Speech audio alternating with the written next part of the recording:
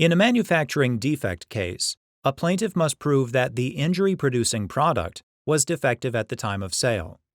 Can the accident itself provide proof that the product was defective? And what if multiple defendants have a hand in getting the defective product to the store shelf?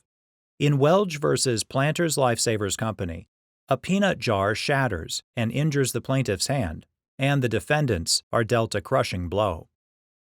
Richard Welge loved ice cream sundaes topped with peanuts. On a trip to K-Mart, Welge's roommate, Godfrey, purchased a glass jar of Planters peanuts. To take advantage of a rebate offer, Godfrey sliced the barcode off the jar using an X-ACTO knife.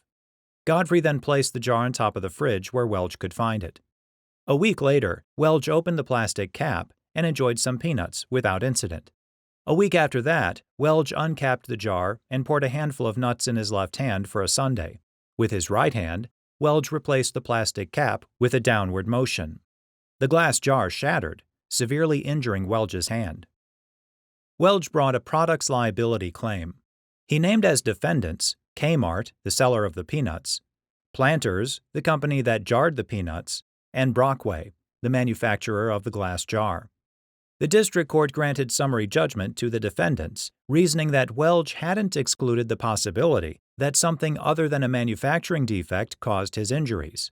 Welge appealed to the Seventh Circuit.